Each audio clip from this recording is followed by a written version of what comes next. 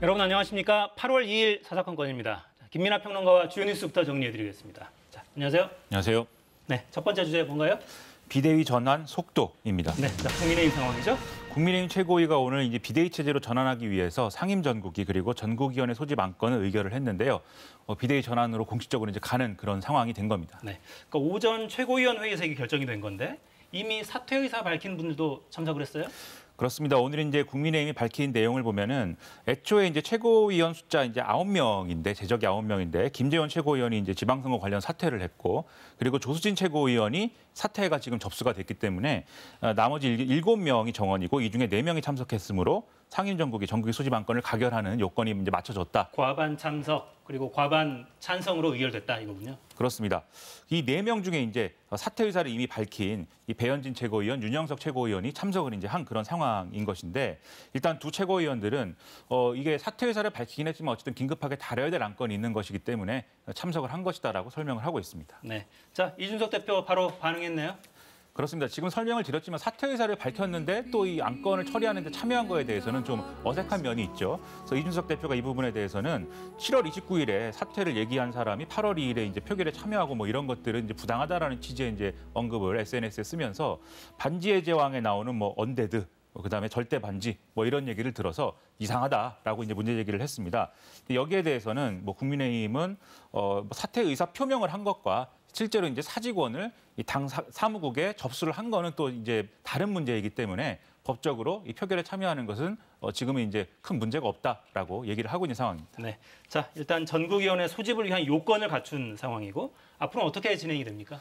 일단 오늘부터 3일간 전국위와 상임전국위 소집 공고가 이제 이루어지게 되고요. 네. 그러면 이제 5일날 상임전국위가 소집이 되는데 일단 상임전국위는 지금 이제 당원 당규에 대한 유권 해석 권한을 갖고 있습니다. 그렇기 때문에 이 당원상에 비대위를 구성할 수 있는 요건이 되느냐, 즉 지금이 당의 비상 상황이냐를 여기서 이제 판단을 하게 됩니다. 아마도 의원총회에서 비상 상황으로 판단한 거 이걸 이제 좀 참고해서 판단을 내릴 것으로 예상이 되고요.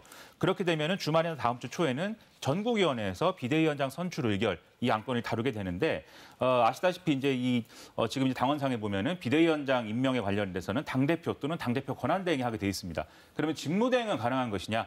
가능하지 않다라고 하는 주장이 있기 때문에 이 문제를 없애기 위해서 전국위에서 해당 당원도 개정이 이루어질 것이다 이렇게 보이고요.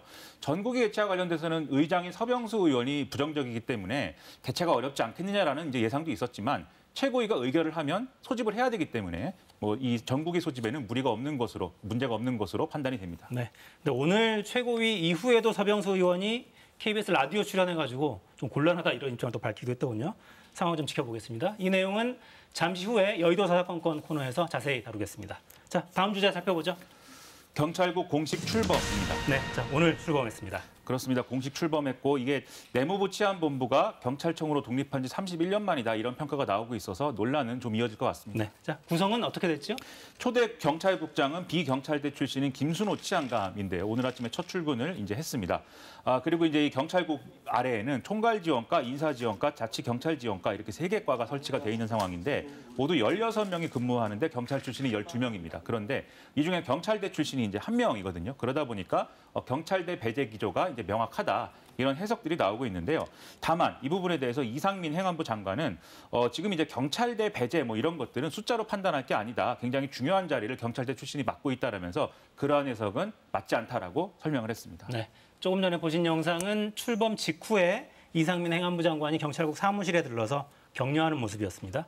자, 이에 대해서 경찰위원회 오늘 기자회견 열었어요.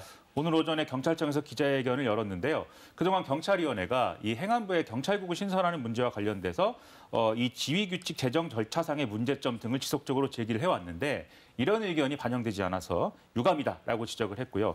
앞으로 헌법에 근거하는 경찰 관련 법령 준수 여부를 촘촘하게 살피겠다. 그리고 국무총리 경찰제도 발전위에서 이 사항들의 후속 조치를 이제 논의하게 되는데 이에 대해서도 경찰위에 명확한 권한을 행사하겠다, 심의 의결 다 하겠다 이렇게 강조를 했습니다.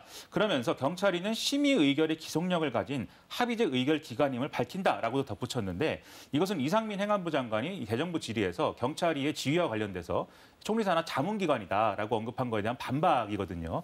앞으로 경찰위의 위상과 어떤 이 권한에 대해서는 또 추가적인 어떤 얘기들이 있을 것 같습니다. 네. 또 야당은 경찰청장 후보자 인사청문회 여기서도 꼼꼼하게 따지겠다 이렇게 예고하고 있습니다. 자, 다음 주제 뭡니까? 유류세 인하, 밥값 지원입니다. 네, 오늘 국회 본회의 열고 오랜만에 민생법안 처리했어요. 그렇습니다. 지금 이제 민생법안 이렇게 말씀하셨는데 구체적으로 이제 크게 나누면 이제 두 가지인데요. 첫 번째로 이 유류세 탄력세율을 30%에서 50%로 이 한도를 확대하는 내용의 법안이 처리가 됐습니다. 네. 2024년까지가 일몰기한이어서 이제 한시적으로 적용이 되는 것인데 이 법률안을 개정한 이후에 국제유가 그리고 물가 상황, 재정에 미치는 영향 이런 것들을 종합적으로 고려한다라는 부대 의견이 포함이 됐는데 이건 이제 정부가 이게 탄력세율을 그냥 30%에서 50%로 확대했다라는 것만으로 유류세 인하가 이루어지는 것은 아니기 때문에 좀 그런 것들을 명확히 하기 위해서 이제 부대 의견이 필요하다는 의견에 따라서 들어간 그런 내용이고요. 그다음에 소득세법 개정안이 처리가 됐습니다. 이것은 근로자 식대 비과세 한도를 월 10만 원에서 20만 원으로 확대하는 그런 내용인데 이게 또 이제 이 직장인 입장에서는 상당히 도움이 되는 내용일 수 있겠는데 기업 입장에서는 추가적인 어떤 부담이나 이런 것들이 있을 수 있기 때문에 이 형평성이라든가 준비 기간 이런 것들을 감안할 시간이 필요하다라고 판단을 해서 내년 1월부터 이 내용을 시행을 하기로 했다라는 소식입니다. 네. 자, 경제 관련 지표가 또 하나 오늘 발표가 됐는데 지난달 소비자 물가도 고공행진이군요. 그렇습니다. 7월 소비자 물가가 이제 23년 7개월 만에 최고치가 올랐다. 그래서 이제 6.3%가 오른 것이다. 이렇게 지금 이 파악이 됐습니다. 특히 이제 채소류가 25.9% 상승했는데 오이, 상추 이런 품목들이 뭐 73%, 63% 이렇게 크게 올랐고요. 전기, 가스, 수도가 15.7% 등이 올라서 상당히 이제 오름폭이 컸습니다. 특히 상추 뭐 이런 것들은 뭐 고깃집 사장님들이 상당히 지금 고민이 크다 이런 보도도 나오고 있어서 타격이 큰데 외식 물가가 이제 29년 9개월 만에 최대 상승률을 기록했다라는 거고요. 장바구니 생활 물가 23년 7개월 만에 최대다라는 겁니다. 그럼 앞으로도 물가가 이렇게 물가 상승이 계속 이어지는 것이냐에 대해서 일단 통계청은 국제 유가 급등 등의 대외적 불안 요인이 조금씩 완화가 되고 있다. 그리고 지난해 8, 9월에 이미 물가가 많이 올랐기 때문에 기저 효과가 이제 있기 때문에 다음 달 오름세는 크게 확대되지 않을 것이다라고 설명을 했고요. 기재부도 국제 원자재, 곡물 가격이 하락세를 보이고 있어서 물가 상승 압력이 좀 덜어지는 측면도 있다라고 설명을 했는데 좀 변수가 추석을 앞두고 좀 이렇게 농축산물 불안 요인이나 이런 게 발생을 하면 또 이게 물가 상승 압력이 될 수가 있거든요. 이 부분은 좀 앞으로 관리가 필요해 보입니다. 네, 정부 당국자들의 희망 섞인 전망이 실현됐으면 좋겠습니다. 자, 마지막 주제 살펴보죠. 누적 2천만 명 코앞입니다. 네, 자 코로나 소식이에요. 코로나19 신규 확진자 11만 1,789명 발생해서 105일 만에 가장 많은 또 숫자가 나왔다라는 겁니다. 네, 누적 확진자가 2천만 명 코앞입니다. 확산세는 다소 좀 약해진 거죠? 그렇습니다. 계속해서 확산세인 것은 분명한 사실인데 그동안 더블링이라고 표현했던 전주에 비해서 2배씩 이제 신규 확진자가 늘어나는 상황은 이제 아니다라고 볼 수가 있고요.